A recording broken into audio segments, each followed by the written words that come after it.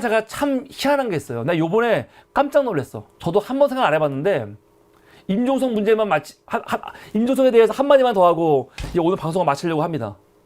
뭐냐면, 임종석이 지난 2019년 11월 달에 정계 은퇴를 했어요. 정계 은퇴를 했습니다. 그쵸? 그러는 바람에 2000년도 4월 달에 있던 선거는 못 나왔죠. 한 번은 안 나왔어. 그런데 이번 선거 나오려고 어떻게 했냐면 작년 12월부터 갑자기 나 다시 정치할 거야. 은퇴 번복을 했어요. 그쵸? 한 4년 만에 선거 앞두고. 제가 처음에는 뭐 이런 경우 많잖아요. 정치 안 하겠다고 해놓고 정치하는 사람들이 종종 있지요. 어떤 사람은 임종석 이야기를 하면서 김대중도 그렇게 했잖아 얘기하거든요. 야 씨발, 김대중하고 임종석이랑 비교가 됩니까? 비교하면 안 되죠. 아니, 김대중 대통령 같은 경우는 본인이 대선도 여러 번 나왔고 대선 떨어지면서 이제 그것 때문에 정계 은퇴했던 건데, 임종석은 그런 위치에 있는 사람이 아니잖아요. 어떤 사람도 임종석한테 정치 그만둬라 그렇게 말하는 사람이 아무도 없어. 당시 김대중 같은 경우는 정치를 오래 했고 대선도 여러 번 나왔고 했기 때문에 정치를 그만둬야 되는 거 아니야? 라는 이런 목소리가 있었어. 그런데 임종석은 나이도 많지도 않고, 임종석이 무슨 우리나라에서 정치적인 위상이 높은 것도 아니고, 임종석에 대해서 사실 사람들이 관심이 없어. 임종석이가 2019년도에 나 정치 은퇴합니다 할 때 사람들이 사실은 쟤 왜 그만둬? 그런 분위기였어요. 저도 마찬가지야. 아니 왜 그만둬? 지가 왜? 그만둔다고 하니까 그만두려면 그만둬 그 마음이 있지만 좀 이해가 안 되는 거지. 아니 왜 그만둔대 갑자기? 왜?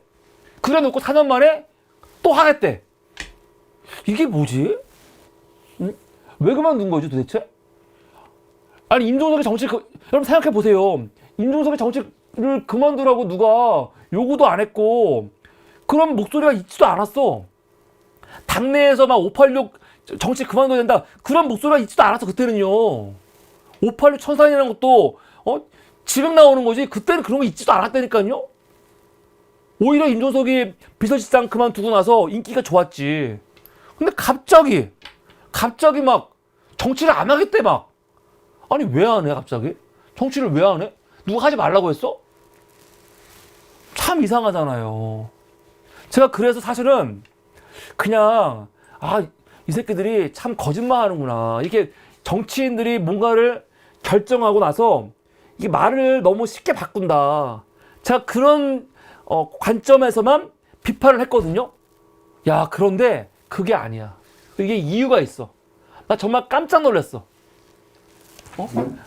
이거는 꼭 임종석만이 아니고 여러분 앞으로 잘 보십시오. 앞으로 이렇게 갑자기 난데없이 정치를 그만두겠다, 정계 은퇴 한다고 해놓고 나중에 갑자기 다시 정치할 거야 돌아오는 인간들 있죠. 그런 인간들은 다 그럴 만한 이유가 있는 거예요. 이유가. 제가 이거를 전혀 모르고 있었는데 진혜영 검사가 얼마 전에 페이스북에 글을 썼어요.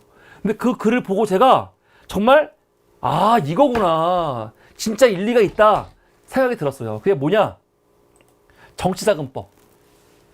여러분, 정치자금법이 굉장히 중요한 법이죠. 이게 어떤 법이냐면 현역 의원들은 그나마 사실은 정치자금 모을 수 있는 통로가 많이 있어요. 그런데 현역이 아닌 원외 인사들은요 정치자금을 모을 수가 없어. 그리고 잘못하면요, 잘못 돈 모았다가는 정치자금법으로 이거 정치 못하게 돼요. 근데 여러분 보세요.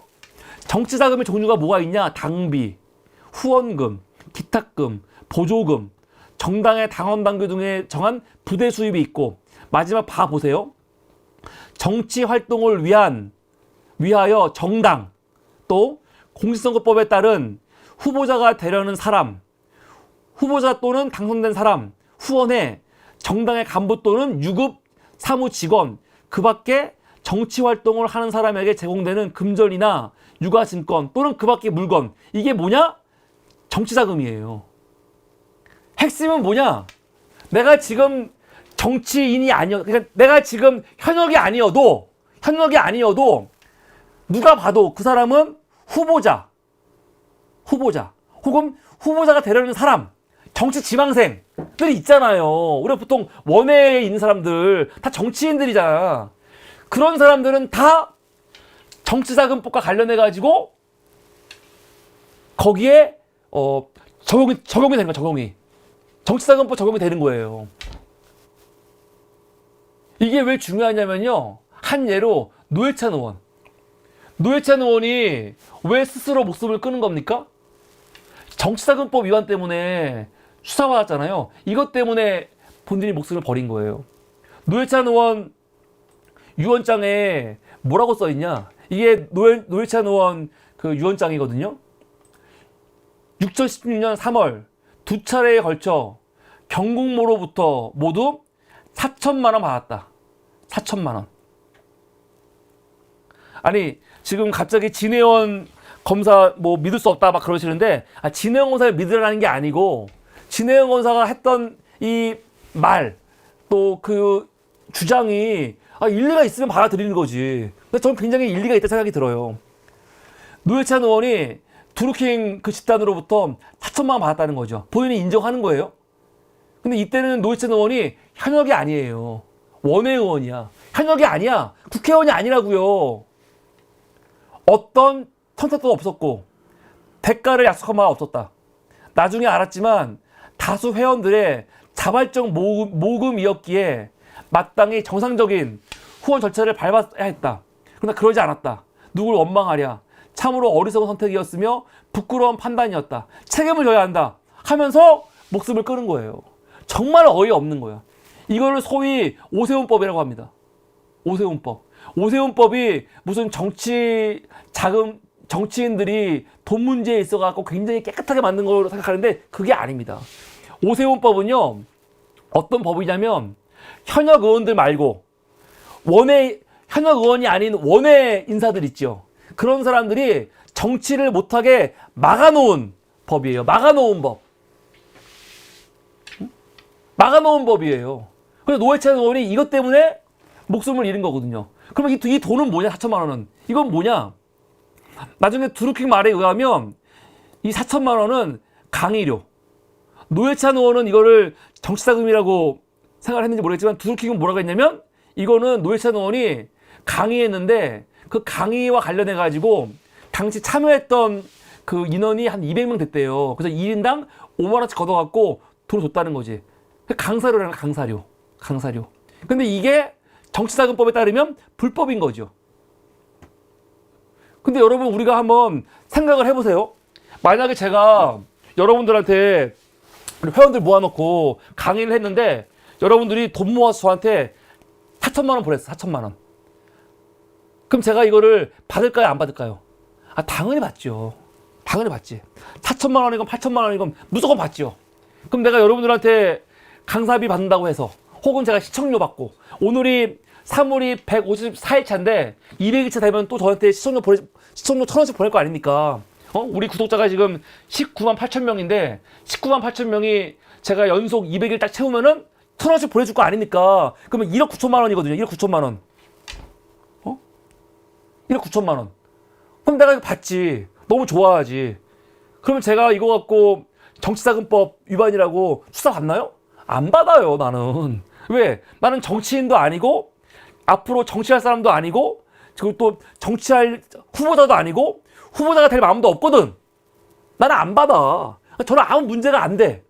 근데 만약에 현역은 아니어도 누가 봐도 이 사람은 정치하려고 준비하는 사람이고 계속 정치의 문을 두드리는 사람이 만약에 여러분들 이렇게 돈을 걷어갖고 돈을 받는다.